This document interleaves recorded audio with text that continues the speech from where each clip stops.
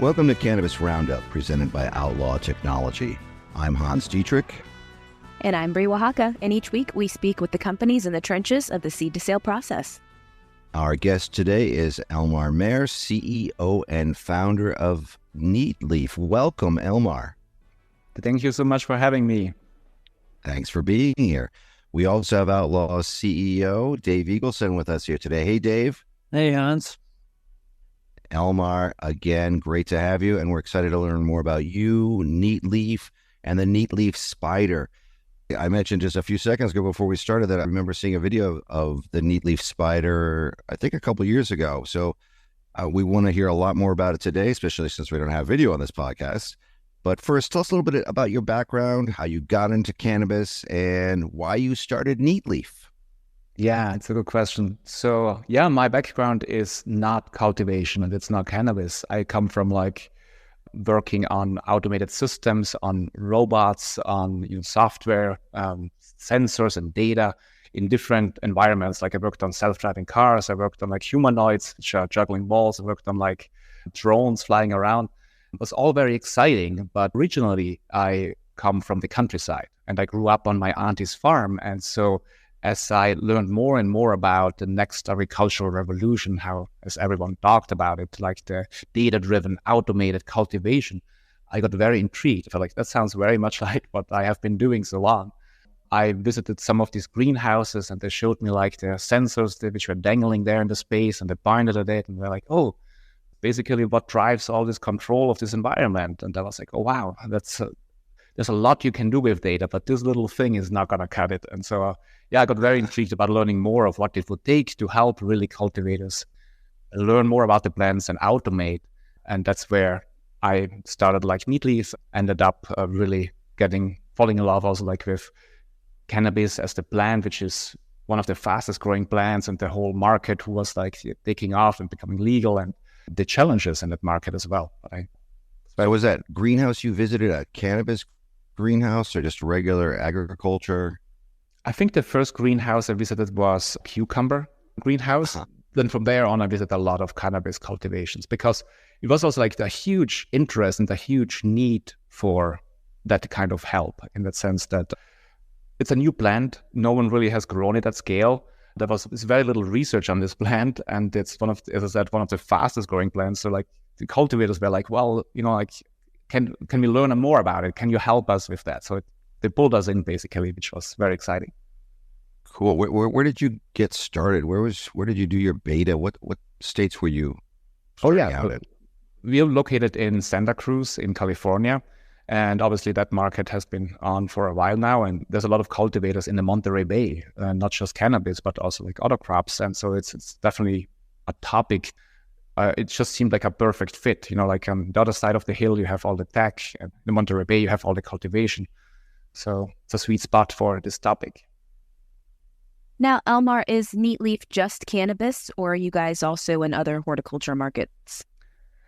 The technology itself is crop agnostic, so it's not specific to cannabis. Now, cannabis is our beachhead, and we are now also deploying systems in berry nurseries, in leafy greens, in other markets. I'm very excited about the cannabis market itself, and we're definitely going to keep working closely with that market. Looking at your website and just your systems in general, my immediate reaction, I'll be honest with you, is as a sports fan, I always watch the cameras that go across the football fields, and they're on tethers, and they're going up and down and left and right. That's the first thing that came to mind when I looked at your spider, so to speak. So maybe you can discuss that a little bit, how it's set up.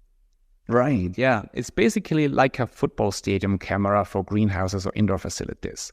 The whole idea was how do cultivators operate in a space?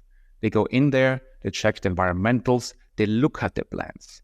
That's one of the most important cues for them, is really looking at the plants, getting the feedback, how they, the stress symptoms, how they perform, how they grow. And there was no such system which can actually capture that. So we rely fully on humans in cultivation. So the question was how can we come up with a system which can take over the burn and really capture all this information which is necessary for a cultivator to make decisions? And how can we do that in a way where it's not a burn for the operation, and it can be done automatically 24/7, and it can be easily installed and flexible because all these environments look differently. And on top of that, it has to be low cost. That's how we came up with this cable-based system where the platform itself, backed with sensors, can move around on top of the canopy, very flexibly. You can lower down, you can basically relax all 4 ropes. Like a football stadium camera, you can lower itself down to the canopy and really measure where it really matters.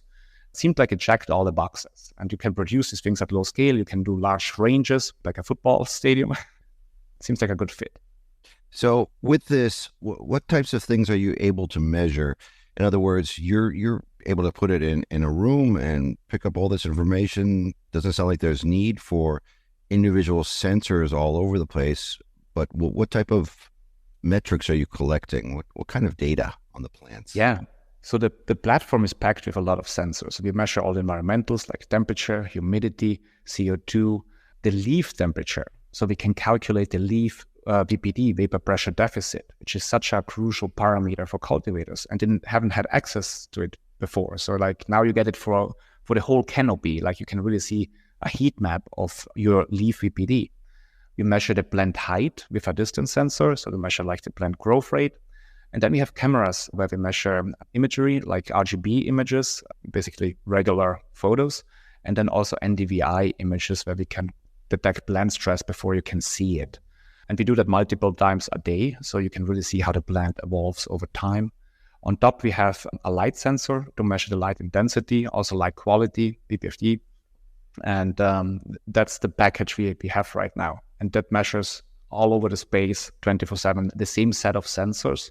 So there's no individual drifting between sensors as you would have if you would deploy multiple different sensors. It's all very consistent. So you can really interpret the data. So is there any need for any other sensors? Like a lot of systems, or some systems I know, they require a sensor on each plant or, right, on each table, et cetera. Do people need to purchase all that, or can you guys pretty much do it all? Yeah, we are currently working on the integration of substrate sensors to get to the one missing puzzle piece to that, namely the information about what's happening in the soil and the substrate. Yeah, talking also to different substrate sensor providers for potential integration, and are currently testing that in the field. So soon you're going to have like all this information in one place. You can see everything happening in that space, how it correlates with the visual appearance. We have then proprietary AI picking up on plant stress. So like we process these images and we can count every yellow leaf, every necrotic leaf, every folded leaf, powdery mildew and other things. And so that you can really get plant health over time in numbers. You can say like, oh, I have 3% more yellowing today than yesterday. I have 5% less, necrosis and less folding.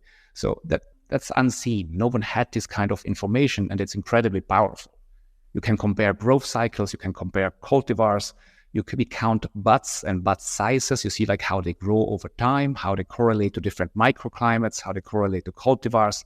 You finally have all this information to make the right decisions. Cultivators know what to do if they have the information. They just did never have it. So cool. So Elmar, I'm guessing all that data is being fed into a back end, and folks are able to access that and see all those metrics. Right. It's all our website, basically a dashboard, and you can access that via your notebook. You can access it on your tablet, on your smartphone. We have little kiosks outside of the rooms where we install the system, so you can access it there. You don't have to walk into the room. You get an overview of what's happening, if the lights are out, for example. On the back end, we also process all this information. We have there's yield forecasting and other notifications which are happening, so to really help digest all this information. Yeah, I'm curious. So now that you've got that data, so say I'm a cultivator and you realize that powdery mildew, let's just pick something that happens not often, but does happen. Is it early enough in the life cycle that by having this data, I can actually, stop or eliminate? I guess the concern I would have as a cultivator is I'm trying to eliminate the concern or the issue before it becomes, catastrophic. So I'm just curious, with the technology, can you elaborate in terms of the ability for the cultivator to now have that, I would almost say, dashboard that says, oh, by the way, veg 1 is having problem A, and remediate it. Is that how it works? Right. It's all about early detection. It's really the earlier you can detect an issue and mitigate it, the less impact it's going to have on your crop, on your yield. Whether it's pests, whether it's nutrients deficiencies, whether it's any other plant stress. That's why waiting until a plant is shiny yellow or necrotic before you do anything is a huge problem because it's too late. The damage is done. You have a crazy impact on your yield. That's where, we have now a system which keeps an eye on every plant 24/7. That allows you to prevent, take away the time from the cultivator of figuring out what's going on, but rather giving it the time to spend on resolving the issues. And they're often very simple things, there's irrigation nozzle is clogged, or, they're not plugged in. But identifying those things early and being able to mitigate them is, that's really the key. And that's where it's so labor intensive and so cumbersome for a cultivator to constantly keep an eye on the plants. And IPM teams, like pest management teams and cultivators, spend a lot of their time just walking around and inspecting the plants, the so-called crop walk. And now our system basically takes it over and notifies people about what's going on every plant. And this top-down view, which you get of the canopy, is also very unique. You never had that before. And it allows you to really pick up systematic issues and pattern. Oh, this corner is more yellow than the other one. And things like that, where it helps you troubleshoot. I'm not sure how familiar you are with what we do, Elmar, but we have kind of the same consideration. Every plant in the metric states has a metric tag on it, an RFID tag. And when they do inventory, they have to count every single one unless they have systems like ours, which automate that. So we save labor and time, kind of like what you do. You can count something like 30,000 plants in 21 minutes, one of our clients did. Have you ever thought about integrating RFID with your systems? I mean, obviously, it's a very intuitive thing to do, and compliance is a huge topic. So having an RFID, then on the device itself, and being able to track the plants as they get moved around, or as the operation organizes the plants differently, would alleviate a lot of work. So it would make a lot of sense. It's not something which we are now trying to do in the very near future, but it's something which is really very intriguing and interesting for us. And obviously partnering we should talk.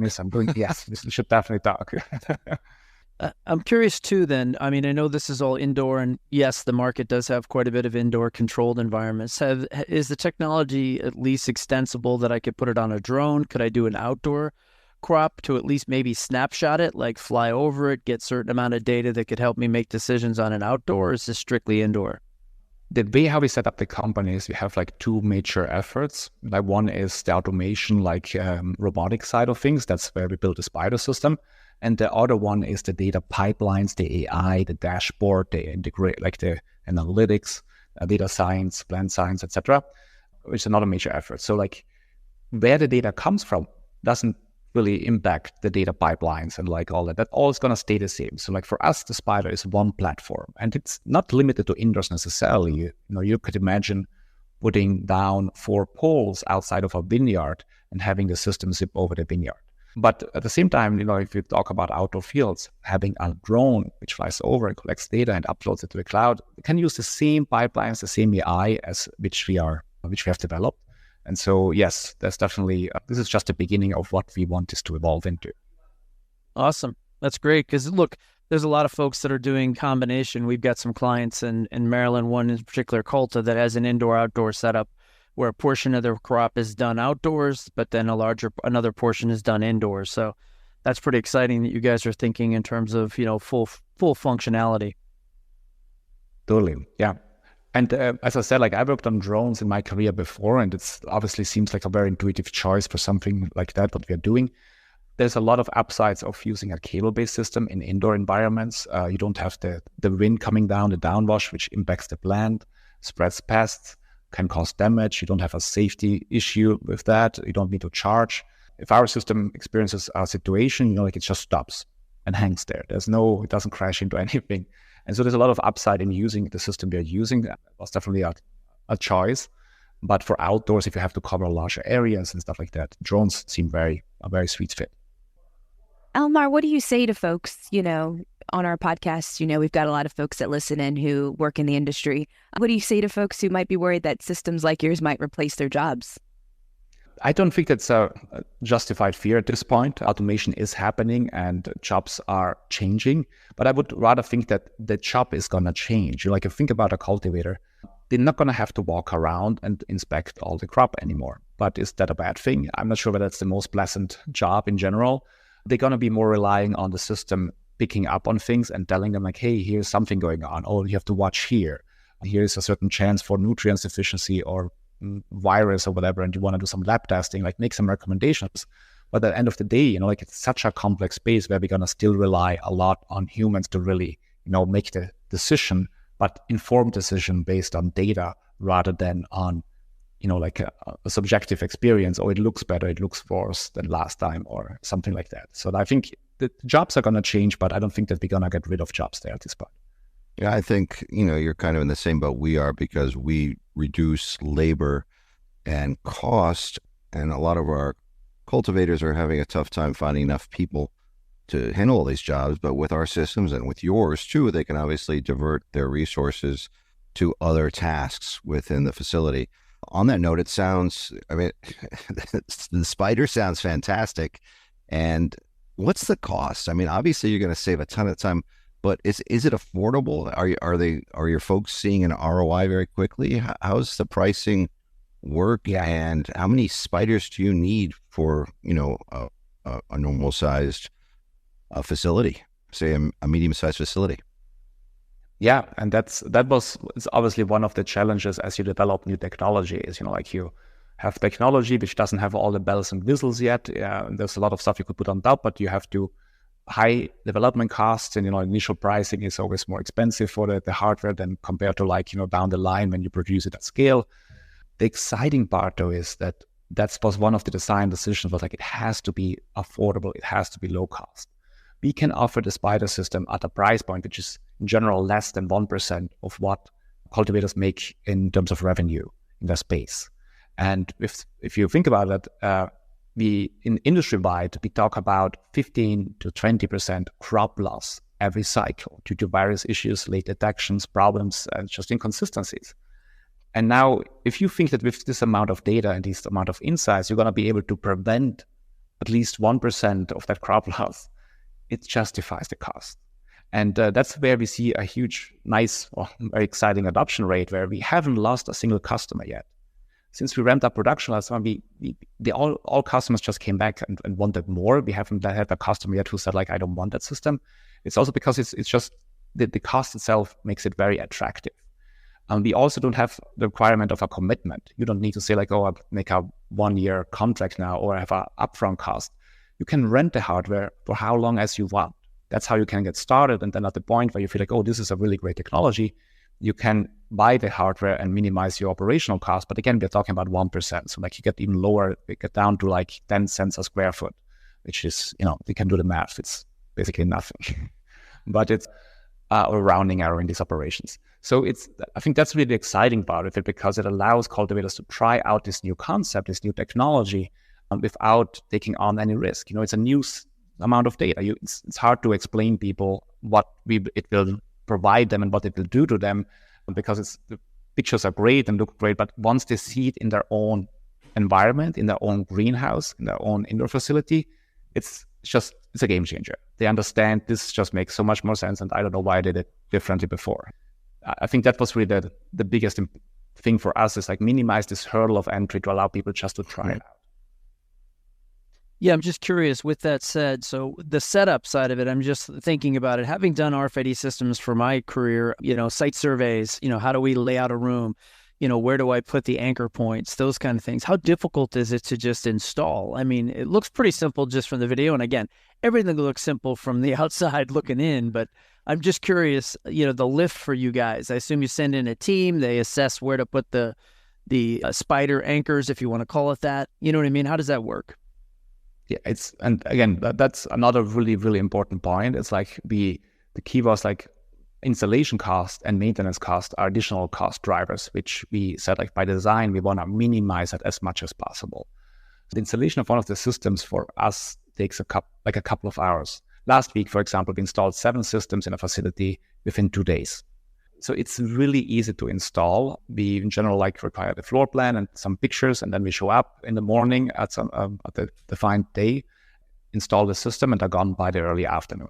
out of the facility. So it depends then on the environment, but it's very straightforward. So we just mount some unistruts, we hang in the winches, we pull the cables to the platform, hit play, it calibrates itself, and it's done.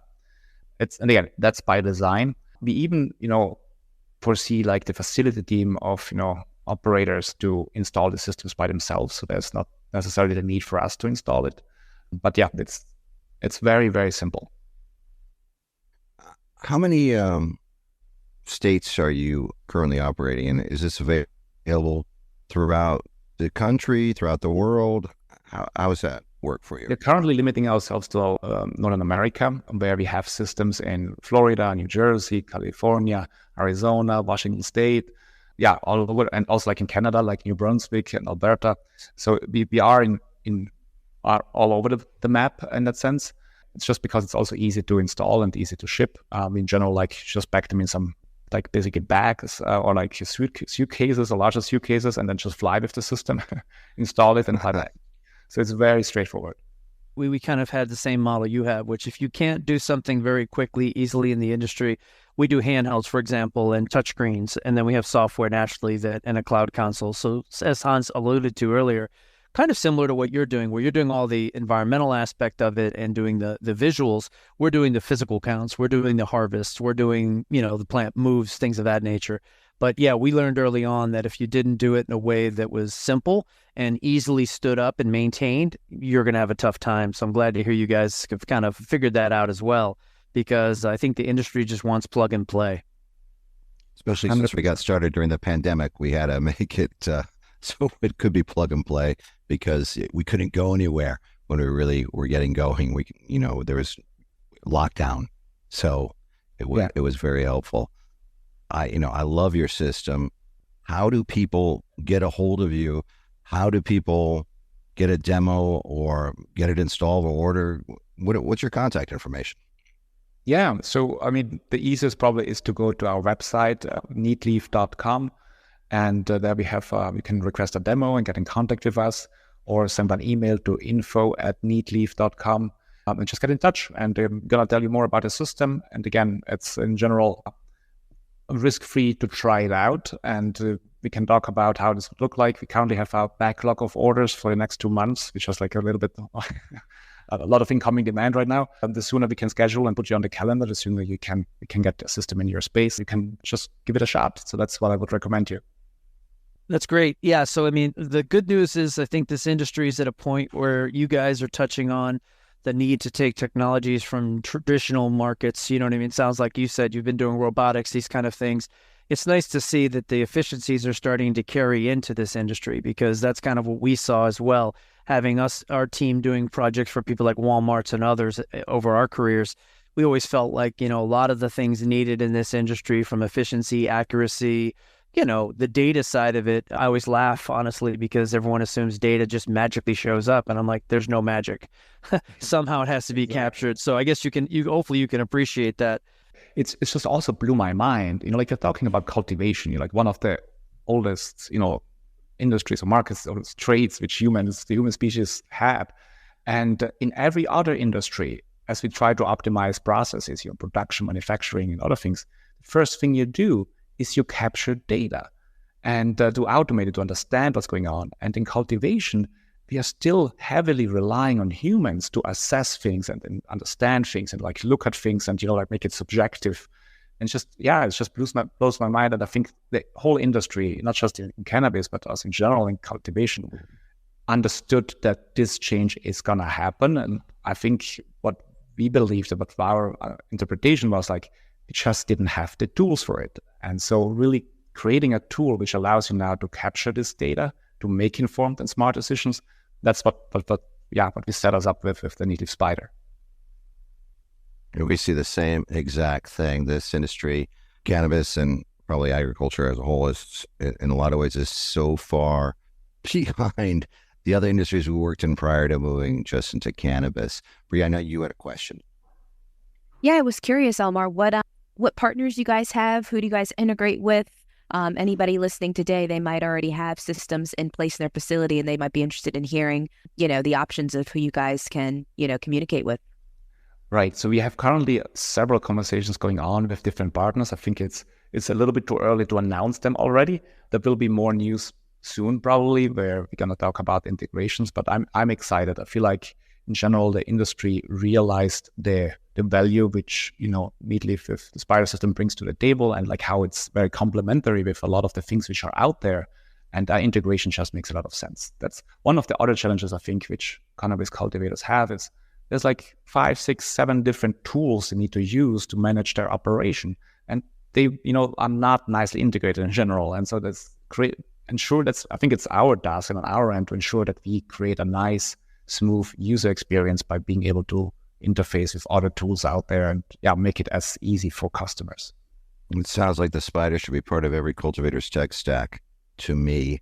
But on that note, I gave you a heads up about this question before we interviewed you. We ask every guest who comes on our show this last question. So Bree, why don't you do the honors? Of course. So Elmar, we all want to know, who is your favorite outlaw? And this can be a real person. It can be a fictional character, performer, your choice.